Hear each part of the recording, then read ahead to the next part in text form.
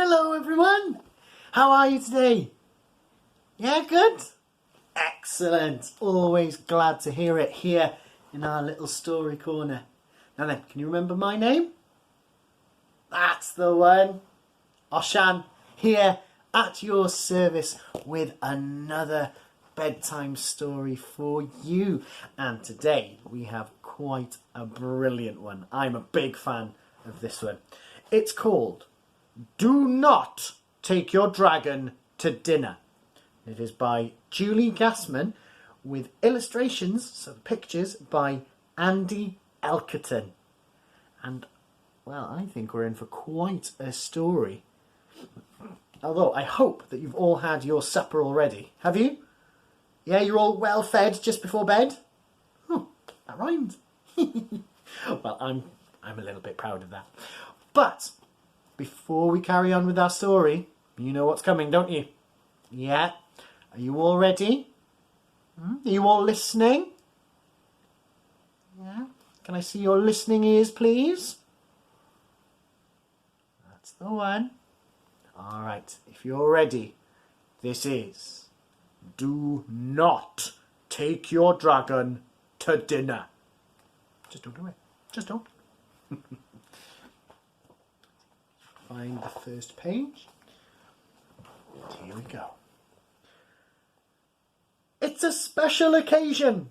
It's time for a treat. Time to dress up and go out to eat. Oh, that's always fancy, isn't it? Remember when you go to a restaurant? Like, oh, I always liked a bit of Frankie and Benny's. Although other restaurants are available. But carefully consider your dinner's guest list.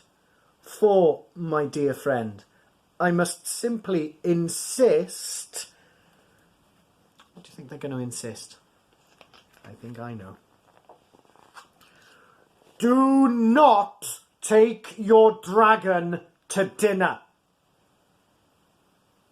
No, because can you see? This person's bought her dragon for dinner, and it is not going well for everyone in the restaurant, is it? Look at that. There's just no room. Well, I wonder if we'll get any better from there, eh? A rude guest, like a dragon, disturbs everyone. He barges right in and he spoils the fun. A wing in your face, a tail in your drink. Ooh. And worst of all, that distinct dragon stink. Oh, ugh, can you imagine how stinky a dragon is?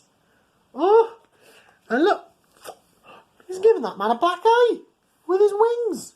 Oh, and a tail in the drink. Ugh, that drink probably tasted like dragon bottoms. Not my favourite part of a dragon is a dragon bottom. And look, there's no room. This little guy, he can't even eat his spaghetti. Oh, so I'm guessing I know what's coming next. So do not take your dragon to dinner. Otherwise, dragon stink. Oh, no, this is not nice.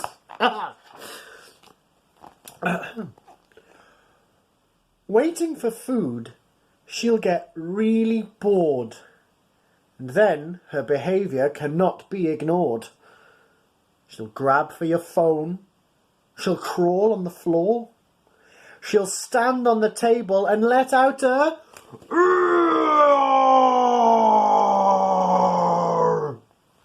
Oof. Now that's a very big roar. If you're talking about dragons, they know how to roar. Do you know how to roar? Well, let's test that theory then. I think you can. So after 3, let's let out a big dragon roar. All right, after 3. 1, 2, 3. Roar!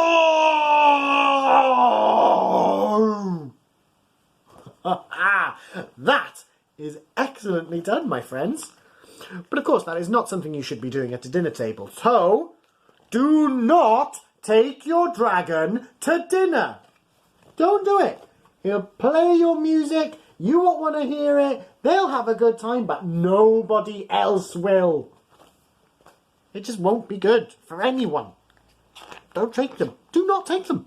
Simple. You may believe once... I'll start that all again. That was a little bit awful, wasn't it? You may believe that once food is in sight, your dragon will sit and be so polite.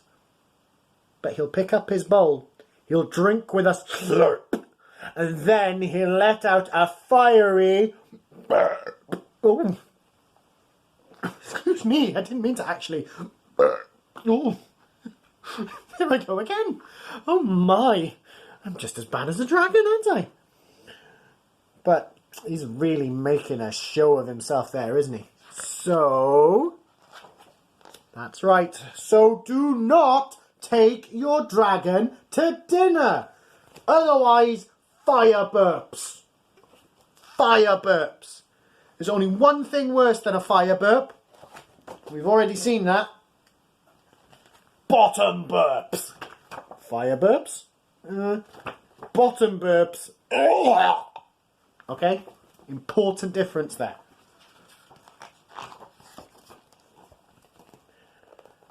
Dragons are known for taking big bites. When the food spills back out, it's a terrible sight. Look, this one's eating a burger and it's all coming out. I don't want to see half-eaten food. Ugh. She pounds on the table. Boom, boom, boom. She plays with her food. She picks at her fangs. She's very, very rude. You don't pick your fangs at the table. So, what? So do not take your dragon to dinner.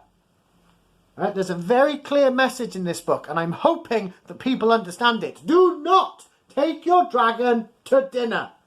Otherwise, food everywhere where it's not supposed to be. Oh, I don't even want to know what that pink stuff is. But I've heard the grey stuff is delicious. But my dragon is very special to me. Celebrate without him? But it simply can't be. He's part of my family, part of my heart. So what can I do so we don't have to part? Oh, I can't take him out at the moment, can they? But I think she cares very much about her dragon. What do you think? Giving him a big dragon hug. So what can we do so that dragons can be taken to dinner? My friend, I sense your frustration. But dinner at home can be a grand celebration.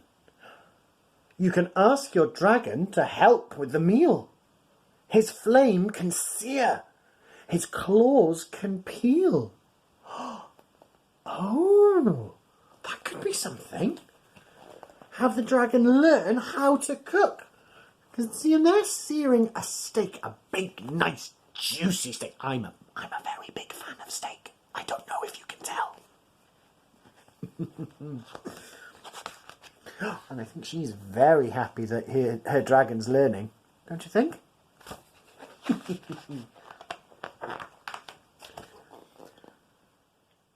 He can set the table, put each dish in its place. He can light the candles with incredible grace. Oh, that's a very good point, isn't it? If you've got fiery breath, you don't even need to use matches or a lighter or your parents. Ha! Then, at dinner, practice being polite. Sit still, use silverware, try not to ignite. There we are. And here is our friend the dragon, learning how to do it politely. And oh so cleverly, if you ask me. So very clever. See, using his knife and fork, using his cutlery, and cutting up the food, and not igniting in the slightest. Not at all, my friends. No, no, no. Ask him to use napkins instead of his wings. Remind him to ignore the phone if it rings. Encourage him to close his mouth when he chews. And be sure he remembers his pleases and thank yous. Now, that's very important. You always remember your please and thank yous, don't you? Yes, I thought so. I heard somebody say that you, yes, you, were really good with your pleases and thank yous. You have to remember them every single time. All right? It's very, very, very, very, very, very, very, very, very, very important. It's the most importantest thing of being polite in the world ever. And look, she even has a book of table manners to give to the dragon. I think I may have seen where this is going. Practice this often and your etiquette beginner will soon be taking you out to dinner. Well, that would be amazing. Can you imagine taking a dragon out to dinner and then going, no, we have to teach you up. And then the dragon takes you out for dinner to celebrate the fact that he knows how to have dinner. Oh, and even the restaurant owner is happy, happy, happy to see them again. Oh, well, that's lovely, isn't it? And there we are. And this book is very important, just before we finish up, because in this book, we actually have pictures of the lady who wrote it and the man who illustrated it. The pictures. So Julie Gassman, she's just there. Hi, Miss Gassman. Thank you for making a book. And the illustrator here is, oh, he only says Andy here, so I'll have to check the front of the book. Andy Elkerton. I'll show him again. Here he is, Andy Elkerton. Thank you for making the pictures, Andy. Oh, but as you can see, that brings us to the end of our story today. Did you enjoy it? Yeah? I thought you would. I mean, of course, we're in Wales. Of course you're going to enjoy dragons at dinner. I always have my dragons round for dinner. For example, where is he? Here he is, little Dewi. He's my little dragon. I've had to teach him several times how to behave on the dinner table. Once, he ate 2 aunties of mine. Didn't you, Dewi? No, he didn't. It's a joke. All right, but I think it's time for you to go back there, Dewi, my friend. And I think it's time to sleep. Well, thank you very much for coming, though. And thank you for coming back to our little story corner. We'll try and find another story for you for next week. But for now, I'll ask for my blanket back. Ooh. Ha-ha. Whoop. Ha-ha.